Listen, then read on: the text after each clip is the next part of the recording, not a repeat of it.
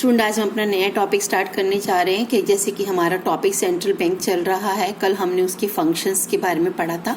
आज हम एक उसका बहुत ही इंपॉर्टेंट फंक्शन पढ़ने जा रहे हैं, दैट इज क्रेडिट कंट्रोल। क्योंकि सेंट्रल बैंक की डिफाइनिंग क्या है? It is the apex bank that overall controls the money supply in the economy. इसके लिए वो दो इंस्ट्रूमेंट्स अडॉप्ट करता है, quantitative and qualitative. Quantitative instruments के बारे में मैं आपको बताऊंगी। Quantitative instruments are those which overall control the money supply in the economy. पूरी इकोनॉमी के क्रेडिट को एकदम से कंट्रोल करने वाले इंस्ट्रूमेंट्स को क्वांटिटेटिव कहते हैं। बट जबकि क्वालिटेटिव इंस्ट्रूमेंट्स क्या होते हैं? स्पेसिफिक एरिया, एक पर्टिकुलर एरिया के क्रेडिट को कंट्रोल करने के लिए जो भी हम इंस्ट्रूमेंट्स अडॉप्ट, जो सेंट्रल बैंक अडॉप्ट करेगा उसको क्वालिटेटिव इंस्ट्रूमेंट्स कहते हैं। तो इसके लिए हमारा पहला इंस्ट्रूमेंट, जो हमारा पहला टूल है, वो है bank rate. Bank rate, it is that rate at which central bank lends या give loan to the commercial bank for the long period of time. It is that rate. ध्यान छोटा छोटा सा हम पढ़ते हैं। It is that rate at which central bank बड़ा है और वो लोन देता है, किसको? लेंड करता है कमर्शियल बैंक को। Lend the loan to the commercial bank for the long period of time. Commercial bank for the long period of time. इसमें जब लॉन्ग पीरियड के लिए जब कमर्शियल बैंक को लोन चाहिए होता है और जिस रेट पर सेंट्रल बैंक उसको लोन देता है, उस रेट को कहते हैं बैंक रेट। और ये कैसे मिलता है? Bye discounting bill of exchange. जब आप किसी से लोन दे लेने जाते हैं, आपको कुछ ना कुछ तो देना ही पड़ता है ना। तो ये जो कमर्शियल बैंक है, इसे अपने बिल ऑफ एक्सचेंज डिस्काउंट करने पड़ते हैं, इसीलिए हम बैंक रेट को डिस्काउंट रेट भी कहते हैं। तो it is that rate at which central bank lend commercial bank for the long period of time. अब हम इसका प्रोसीजर पढ़ेंगे कि अगर इन्फ्लेशन है इकोनॉमी में, इन्फ्लेशन का मतलब है कि एक्सेस डिमांड है। एक्सेस डिमांड का मतलब होता है people have enough money to buy the good. There the more quantity of goods and services in the economy, ठीक है, but peoples are ready to buy more. जितनी गुड्स है ना, उससे ज्यादा लोगों के पास पैसा है खरीदने को। जब लोगों के पास इनफ मनी होती है उसे खरीदने के लिए, तो लोग उसके लिए ज्यादा से ज्यादा प्राइस देने को तैयार होते हैं, इसलिए प्राइस बढ़ते चले जाते हैं। बट ये अच्छी सिचुएशन नहीं होती, बिकॉज पुअर पीपल और मिडिल पीपल, जब इतना ज्यादा प्राइस लेवल बढ़ेगा, महंगाई होती जाएगी। महंगाई, मम्मा के मुंह से सुना होगा लॉट ऑफ द टाइम, मम्मा कहती है महंगाई है। महंगाई का मतलब होता है हर चीज के प्राइस लगातार बढ़ते जा रहे हैं, क्योंकि लोगों के पास पैसे हैं but there is a shortage of goods and services. तो इन्फ्लेशन में एक्सेस डिमांड है और हमें सेंट्रल बैंक को करना है क्रेडिट कंट्रोल। मैं आपको धीरे धीरे समझाती हूँ ताकि आपको कोई दिक्कत ना हो। एक बार और, इन्फ्लेशन का दूसरा नाम होगा एक्सेस डिमांड, यानी less quantity of goods are ready to buy more types of good. More लोग खरीदना चाहते हैं लेस क्वांटिटी को गुड्स को, तो सेंट्रल बैंक को क्रेडिट कंट्रोल करना है। वो चाहता है कमर्शियल बैंक लोगों को लोन कम दे ताकि लोग उसको कम, तो सबसे पहले वो अपना इंस्ट्रूमेंट्स करेगा, वो बैंक रेट को बढ़ा देगा। जैसे ही बैंक रेट को बढ़ाएगा तो कमर्शियल बैंक नेचुरली अपनी जो उसकी मार्केट रेट है, मार्केट रेट समझते हैं, यानी कि जिस रेट पर वो लोगों को लोन देता है, वो अपनी लैंडिंग रेट को भी बढ़ा देगा, जिसे हम मार्केट रेट के नाम से जानते हैं। जिस रेट पर सेंट्रल बैंक ने कमर्शियल बैंक को लोन दिया उसे बैंक रेट कहते हैं। जिस रेट पर कमर्शियल बैंक लोगों को लोन देता है उसे आप मार्केट रेट या लैंडिंग रेट। अब आप देखिए, बैंक रेट बढ़ी, लैंडिंग रेट भी बढ़ गई। अब क्या होगा बच्चों?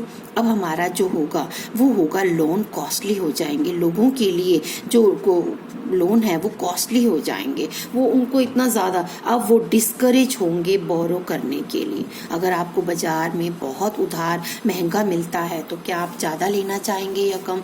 Obviously no. इससे क्या होगा? डिस्करेज होंगे और उनकी जो reduce the ability to create the credit.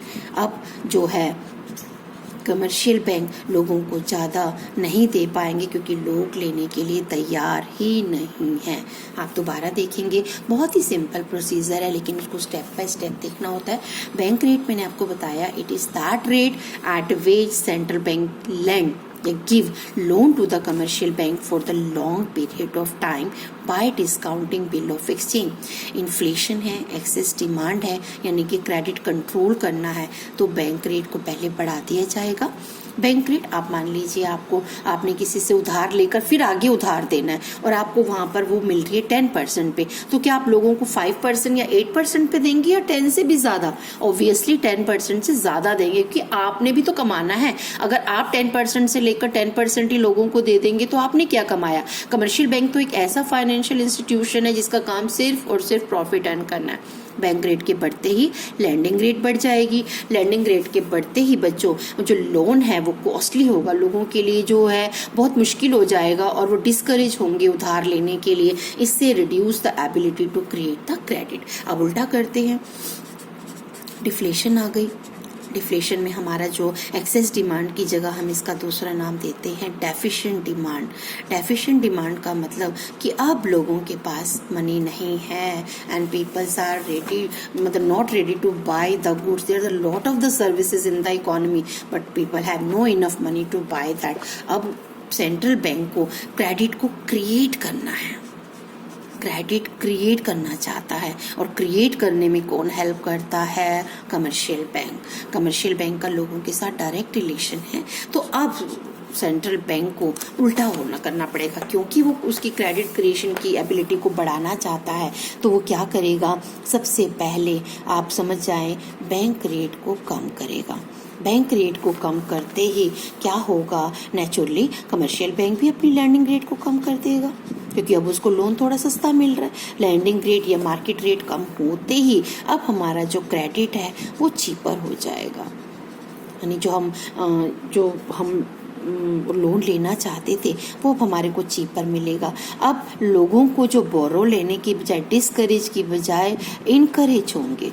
आप खुद सोचो, अगर आपको उधार कम पैसों पर मिल रहा है तो रेट ऑफ इंटरेस्ट पे तो हम लेंगे, इन्वेस्ट करेंगे। और अब जो कमर्शियल बैंक की क्रेडिट क्रिएशन की जो एबिलिटी है वो बढ़ जाएगी। इट इंक्रीज द एबिलिटी, लोग लेने आने वाले हैं ना, increase the ability to create the credit. और यही तो सेंट्रल बैंक चाहता था। तो आपने देखा कि वो अपने बैंक रेट को कैसे यूज करता है। अब हमारा सेकंड आता है रेपो रेट। बस इतना सा फर्क है बैंक रेट और रेपो रेट में, दोनों का प्रोसीजर सेम है। दोनों का मतलब यही है कि जिस रेट पर सेंट्रल बैंक कमर्शियल बैंक को लोन देता है, लेकिन बैंक रेट में लॉन्ग पीरियड ऑफ टाइम के लिए देता है, रेपो रेट में शॉर्ट पीरियड ऑफ टाइम के लिए देता है। बस इतना सही फर्क है, शॉर्ट पीरियड ऑफ टाइम के लिए।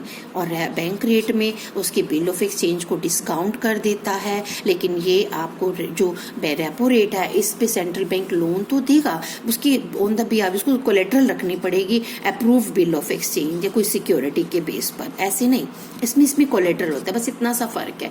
तो repo rate, it is that rate at which central bank lends commercial bank for the short period of time. अब हम इसका प्रोसीजर पढ़ते हैं। अब आपको एक बार फिर और रिवाइज हो जाएगा, क्योंकि आपने अभी अभी पढ़ा, इन्फ्लेशन चल रही है, there is a situation of excess demand, credit को कंट्रोल करना है। क्या करना है? क्रेडिट को कंट्रोल। पैसा इकोनॉमी में ज्यादा नहीं फेंकना, बहुत कम लिमिटेड लोगों तक पहुंचाना है, क्योंकि ऑलरेडी लोगों के पास बहुत पैसा है, हमें उनको और पैसे देने से रोकना है। तो बस आइए क्या शुरू करते हैं, रेपो रेट बढ़ा दो। अच्छा, रेपो रेट बढ़ी तो कमर्शियल बैंक ने अपना लैंडिंग रेट बढ़ा दिया। अब क्या होगा? अब क्या होगा बच्चों?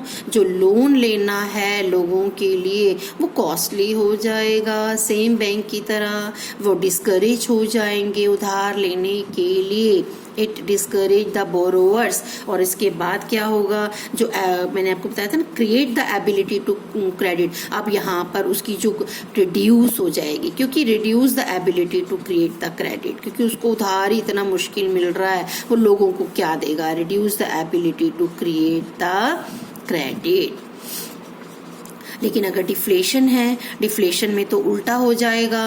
डेफिशिएंट डिमांड चल रही है, लोगों के पास पैसा नहीं है और हमें क्रेडिट को क्रिएट करना है। आ जाइए, क्या करेंगे? आप क्या करेंगे बच्चों? आप सेंट्रल बैंक जो है वो अपनी रेपो रेट को बढ़ाएगा नहीं, घटाएगा। इससे सेंट्रल बैंक जो कमर्शियल बैंक की लैंडिंग रेट है वो भी कम हो जाएगी। इससे क्या होगा? लोन चीपर हो जाएंगे, और वो इनकरेज होंगे लोन लेने के लिए, और उनकी जो कमर्शियल बैंक की जो एबिलिटी है वो इंक्रीज हो जाएगी और मार्केट में क्रेडिट ही क्रेडिट होगा। That is called the repo rate. अब आता है हमारा थर्ड, ओपन मार्केट ऑपरेशन। काफ़ी फेमस है और खासकर इंडियन इकोनॉमी के टैक्स से तो ये ओपन मार्केट ऑपरेशन ज़्यादा फेमस है, क्योंकि ये डायरेक्ट इम्पैक्ट डाल देता है एकदम से। ओपन मार्केट ऑपरेशन, इसको बहुत जल्दी इसका जो रिजल्ट है सेंट्रल बैंक के सामने आता है। बट ये होता क्या है? बहुत आसान। मैंने आपको अभी जब गवर्नमेंट के फंक्शन पढ़ा रही थी तो मैंने एज एन एजेंट पढ़ाया था। एज एन एजेंट में मैंने आपको बताया था कि central bank on the behalf of government उसकी गवर्नमेंट सिक्योरिटीज को सेल करता है, उसी को कहते हैं ओपन मार्केट सिचुएशन। यानी it is the situation, open market क्या है? It is the situation when central bank sell और परचेज, सेल कर सकता है या परचेज करेगा क्या? Government securities in the open market. It is the situation when central bank sell or purchase government securities in the open market, तो उसे कहते हैं हम ओपन मार्केट ऑपरेशन। अब हम कहते हैं इन्फ्लेशन आ गई है, हमें क्रेडिट को यानी एक्सेस डिमांड है, लोग बहुत ज़्यादा खरीदने के लिए बाजार में पहुंच जाते हैं, बट हमारे पास तो गुड्स नहीं हैं। चलिए क्रेडिट को कंट्रोल करना है। It is a situation of credit control. क्या करें बच्चों?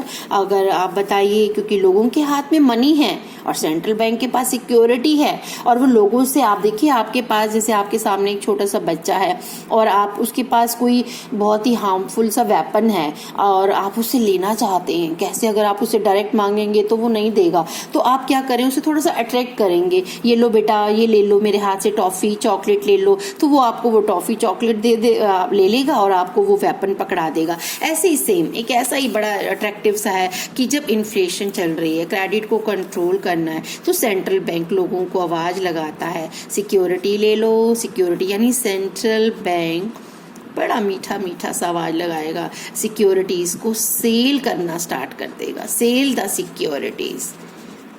क्यों? अब आवाज देखो, आपने मतलब आपके हाथ में पैसे हैं, मुझे आपसे पैसे लेने थे सेंट्रल बैंक को, आवाज लगाई सेल द सिक्योरिटी। अब आपको लगेगा वाओ सिक्योरिटी है, वो भी गवर्नमेंट की, बड़े अट्रैक्टिव से हो जाते हैं हम लोग, फटाफट उसको लेने के लिए भागेंगे। तो लोग क्या करेंगे? People withdraw their reserve from, देखा कितना चालाक है central bank, withdraw their excess reserve from commercial bank.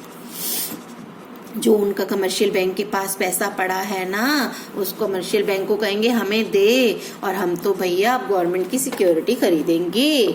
तो सेंट्रल बैंक अपनी सिक्योरिटीज को सेल कर देता है और लोग अपना विड्रॉ कर देंगे कमर्शियल बैंक से, जिससे कमर्शियल बैंक के पास अपने आप reduce the ability to create the credit, लोगों की purchase, reduce the ability to create the credit. और कमर्शियल बैंक भी बहुत लेना चाहता होता है, वो भी खरीदता है, लोग भी खरीदते हैं, तो कमर्शियल बैंक के लिए भी काफी अट्रैक्टिव वो प्रपोजल्स होता है कि अरे वाह मुझे भी लेना है। तो दोनों अगर खरीद लेंगे तो नेचुरली जो एक्सेस रिजर्व है वो सोक हो जाएगा, सोक मतलब निचुड़ जाएगा और वो सेंट्रल बैंक के पास पहुंच जाएगा। बहुत आसान।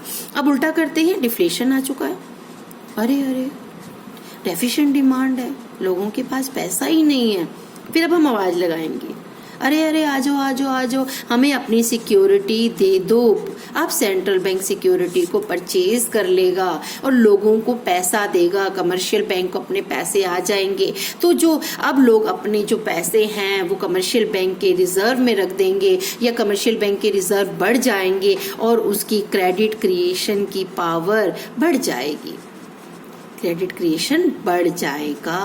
अब आपने देखा कैसे इतना अट्रैक्टिव मेथड है ये ओपन मार्केट ऑपरेशन। मैं एक बार रिवाइज करती हूँ। It is the situation when central bank sell और purchase the government securities in the open market. खरीदने वाले कौन है? दो लोग हैं, या तो कमर्शियल बैंक खरीदेंगे या लोग खरीदेंगे। बड़ा आसान। अब चलिए इसको कैसे यूज करना है, कब यूज करना है। इन्फ्लेशन है, एक्सेस डिमांड है, लोगों के पास क्रेडिट कंट्रोल की बड़ी ज़रूरत पड़ रही है, सेंट्रल बैंक सिक्योरिटीज़ को सेल करेगा, लोग अपने जो एक्सेस रिजर्व हैं उसको निकलवा लेंगे, और अगर डिफ्लेशन है तो वो सिक्योरिटीज़ को परचेज करेगा। अब हमारा आता है क्वांटिटेटिव का एक और स्टेप्स आता है जिसका नाम है लीगल रिजर्व रेशो। लीगल का मतलब होता है कानूनी रूप से अपने पास रिजर्व रखना। इसके दो पार्ट हो जाते हैं, CRR, SLR। CRR की फुल फॉर्म है कैश रिजर्व रेशो। इसका है स्टैट्यूटरी लिक्विडिटी रेशो। मैं आपको इसको धीरे धीरे पढ़ाती हूँ। पहले मैं आपको पढ़ाती हूँ CRR, कैश रिजर्व रेशो। पहले आप सुनिए। It is the minimum percentage, it is the minimum percentage of net demand deposit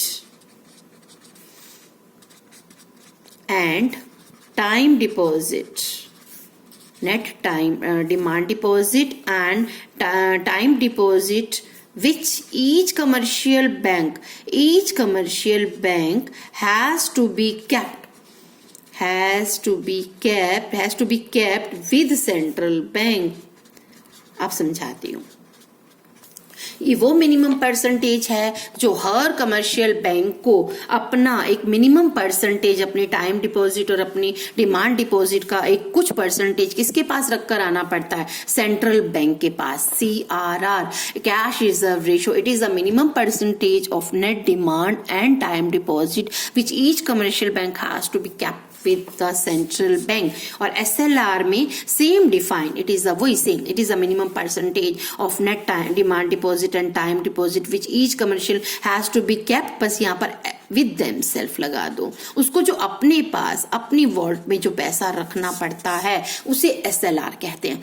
बच्चे कंफ्यूज हो जाते हैं कैश रिजर्व रेशो में, और मैं आपको थोड़ा सा इसमें एक क्रैमिंग टिप बताती हूँ। C मतलब वैसे तो कैश रिजर्व रेशो होता है, लेकिन आप इसका थोड़ा सा याद करें। C ये वो कैश है जो हर कमर्शियल बैंक को सेंट्रल बैंक के पास, C फॉर सेंट्रल कर लेना और S फॉर सेल्फ कर लेना। हो गया ना याद? देखा, C मतलब सेंट्रल बैंक के पास रखता है, S मतलब अपने पास सेल्फ। देखो कितना कोई कंफ्यूजिंग ही नहीं है। कई बार बच्चों को कुछ कंफ्यूजन होती है तो बच्चों को हमें क्रैमिंग टिप हल्का हल्का देना पड़ता है। वैसे CRR की फुल फॉर्म थी कैश रिजर्व रेशो और SLR की है स्टैट्यूटरी लिक्विडिटी रेशो, लेकिन बच्चे कई बार पेपर में उल्टा लिख देते हैं, तो इसके लिए मैं आपको हल्का सा क्रैमिंग टिप दे रही हूँ। C मतलब central bank, S for self, यानी CRR वो मिनिमम परसेंटेज है जो हर कमर्शियल बैंक को सेंट्रल बैंक के पास अपना रख कर आना होता है।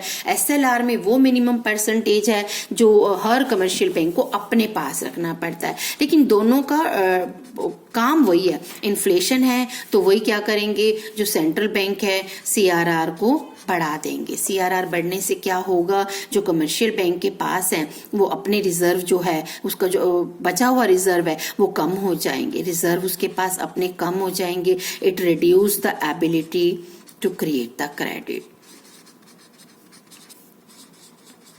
ठीक है। अब आता है SLR, उल्टा कर लो। डिफ्लेशन चल रही है तो या तो CRR आप इसमें कम कर दो, और इसमें आपको क्या होगा, जब अब कमर्शियल बैंक के पास अपने रिजर्व बढ़ जाएंगे और उसकी जो इंक्रीज है क्रेडिट क्रिएट की वो बढ़ जाएगी। SLR का भी सेम है। इन्फ्लेशन में वही SLR बढ़ा दो जिससे कि कमर्शियल बैंक के पास अपने रिजर्व कम हो जाएंगे, वो बेचारा अपने कम रिजर्व में से ही लोगों को लोन दे पाएगा। और अगर डिफ्लेशन चल रही है तो SLR को कम कर दे। दोनों का प्रोसीजर सेम रहेगा, क्योंकि इन्फ्लेशन का मेन काम होता है कमर्शियल बैंक के रिजर्व को कम करना। अब हम शुरू करते हैं एक और, जिसका नाम है रिवर्स रेपो रेट। रिवर्स का मतलब होता है गाड़ी बैक कर लो। आपने अभी भी रेपो रेट तो समझ ली। It is that rate on which commercial central bank give loan to the commercial bank for the short period of time. इसमें उल्टा होगा। इसमें कमर्शियल बैंक जो है वो सेंट्रल बैंक को अपना पैसा देगा और उसके बदले में कमर्शियल बैंक उससे रेट ऑफ इंटरेस्ट चार्ज करेगा। इसलिए इसका नाम है रिवर्स रेपो रेट। तो मैं आपको बताती हूँ, it is that rate on which commercial bank, मैं COB इसलिए लिख रही हूँ शॉर्ट में, commercial bank park their surplus, यानी उसके पास जो एक्स्ट्रा पैसे हैं, park their surplus to central bank. अब उल्टा हो गया, अब यहाँ पर कमर्शियल बैंक सेंट्रल बैंक को अपना पैसा दे रहा है और उससे रेट ऑफ इंटरेस्ट चार्ज कर रहा है। तो इन्फ्लेशन है, जब सेंट्रल बैंक को लगता है कि अभी भी कमर्शियल बैंक के पास बहुत रिजर्व है तो वो रिवर्स रेपो रेट को बढ़ाएगा। इससे कमर्शियल बैंक क्या करेंगे, अपना पैसा सेंट्रल बैंक के पास रख देंगे और उनके जो अपने रिजर्व हैं वो कम हो जाएंगे और नेचुरली उसकी जो क्रेडिट क्रिएट की एबिलिटी है वो रिड्यूस हो जाएगी। और अगर डिफ्लेशन चल रहा है तो उल्टा कर देते हैं, रिवर्स रेपो रेट को कम कर देंगे, जिससे कमर्शियल बैंक के रिजर्व बढ़ जाएंगे और उसकी क्रेडिट जो है वो एबिलिटी बढ़ जाएगी। ये थे हमारे quantitative instruments. Quantitative, let we revise, इसमें हमने क्या क्या पढ़ा। पहला पढ़ा bank rate, second repo rate. Bank rate और रेपो रेट में कोई खास मतलब आपको लर्न करने में सिर्फ एक बात का याद रखना है, बैंक रेट जो होती है वो लॉन्ग पीरियड ऑफ टाइम के लिए होती है और रेपो रेट आपकी शॉर्ट पीरियड के लिए होती है। जबकि ओपन मार्केट बिल्कुल डिफरेंट सिचुएशन हो जाती है, इसमें सिक्योरिटीज को या तो सेंट्रल बैंक सेल करता है या परचेज करता है।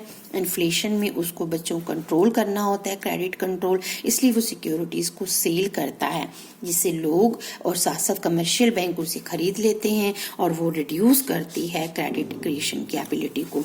लीगल रिजर्व रेशो मैंने आपको बताए दो होते हैं। लीगल मतलब कानूनी रूप से कमर्शियल बैंक को या तो सेंट्रल बैंक के पास पैसा रखना है या अपने पास। जो सेंट्रल बैंक के पास पैसा रखा जाता है उसे कहते हैं CRR और जो कमर्शियल बैंक अपने पास रखना होता है उसे कहते हैं SLR। और दोनों को ही इन्फ्लेशन में बढ़ाया जाता है और डिफ्लेशन में कम कर दिया जाता है। Same procedure reverse repo rate में आपको इसका ध्यान रखना है। इसमें उल्टा हो जाएगा, इसमें कमर्शियल बैंक अपने जो सरप्लस है उनको किसको दे देगा, सेंट्रल बैंक को। इन्फ्लेशन में इसे बढ़ाएंगे और डिफ्लेशन में इसे कम कर देंगे। अब आते हैं हमारे क्वालिटेटिव। मैंने आपको अभी बताया क्वांटिटेटिव और क्वालिटेटिव में क्या फर्क है। क्वांटिटेटिव हमारी जो इंस्ट्रूमेंट्स हैं वो इकोनॉमी के ओवरऑल मनी सप्लाई को कंट्रोल करने में हेल्प करते हैं, ओवरऑल जितना भी। लेकिन क्वालिटेटिव मैंने बताया स्पेसिफिक एरिया को कंट्रोल करेगा, स्पेसिफिक एरिया या पर्टिकुलर एरिया को कंट्रोल करने में हेल्प करता है। जिसमें पहला मैं आपको बताती हूँ, चेंज इन मार्जिन रिक्वायरमेंट। बहुत आसान है, बहुत ही प्यारा। पहले आपको मार्जिन रिक्वायरमेंट का मीनिंग बताती हूँ। आपको जब भी कोई लोन लेना है, मान लीजिए आपको 10 लाख का लोन लेना है, उसके बदले में आपको कोई ना कोई तो सिक्योरिटी या कोलेटरल रखवाना पड़ेगा। मान लीजिए आपको 20 लाख का कोलेटरल रखना पड़ रहा है या कोई सिक्योरिटी रखनी पड़ रही है, तो इसके डिफरेंस को हम कहते हैं मार्जिन रिक्वायरमेंट। तो मैं आपको इसकी डिफाइन बताती हूँ। It is the difference between amount of market या MR मार्केट वैल्यू करते हैं। It is the difference between market value of security offered. Security हमें ज्यादा रखनी पड़ती है इसलिए हमने इसको पहले लिखा, and amount of loan offered.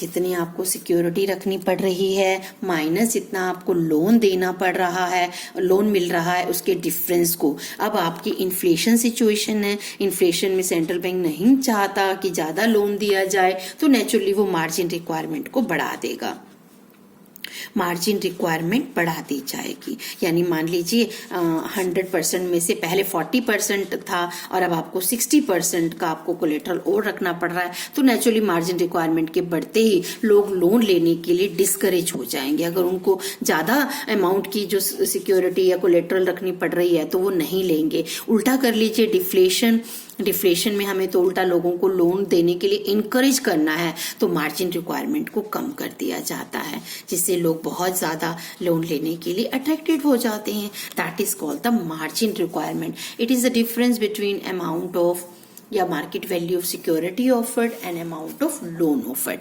Inflation में मार्जिन रिक्वायरमेंट को बढ़ा दीजिए, डिफ्लेशन में कम कर दीजिए। अब आता है हमारा selective credit control. Selective credit control. नाम को इकोनॉमिक्स जो है ना नेम में छुपी हुई है, मैं तो साफ बोलती हूँ। सिलेक्टिव यानी पहले आप सेंट्रल बैंक एरिया को सिलेक्ट करेगा, ठीक है, कि मुझे कहाँ पर लोन को ज्यादा देना है, कहाँ मुझे लोन कम देना है, सिलेक्ट कर लो।